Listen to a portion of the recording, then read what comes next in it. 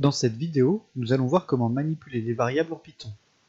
Une variable peut être vue comme une étiquette sur une boîte contenant une valeur. Nous allons nous intéresser à trois types de variables, les entiers, les flottants et les chaînes de caractères. Avant de commencer, il faut savoir qu'en Python, on n'a pas besoin de spécifier le type de la variable. Il le reconnaît lors de son initialisation. Le premier type de variable sont les entiers. Ce sont des variables contenant un nombre entier. Pour créer une variable de type entier en Python, il faut utiliser le mot-clé int.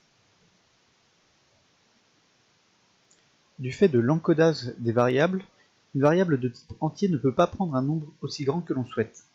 Une variable de type int est toujours comprise entre environ -2 milliards et 2 milliards. Le deuxième type de variables sont les flottants. Ce sont des variables qui vont contenir des valeurs décimales. Le mot-clé à utiliser pour créer une variable flottante est float. Attention, les normes d'écriture du langage Python font que l'on doit utiliser un point et non une virgule.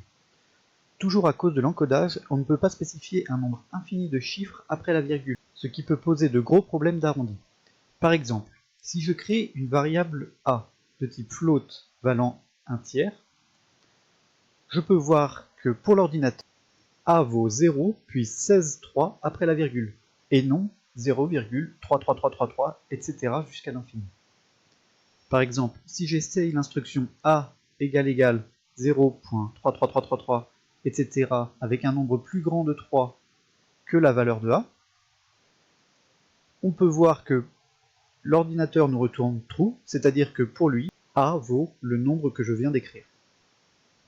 Le troisième type de variable qui va nous intéresser sont les chaînes de caractères, ou string en anglais. Ce sont des variables qui vont contenir des mots ou des groupes de mots. Pour définir une variable de type string ou chaîne de caractères, il faudra utiliser le mot-clé str. Pour définir une chaîne de caractères, il suffira de rentrer la valeur de la variable entre apostrophes. Par exemple, a égale bonjour, entre apostrophes. Si je demande à l'ordinateur quelle est la valeur de a, il me répondra bonjour, entre apostrophes. Attention, si je tape a égale entre apostrophes 5, la variable a sera de type chaîne de caractères, c'est-à-dire que sa valeur sera donnée entre apostrophes. Attention, car Python ne sait pas calculer avec des chaînes de caractères.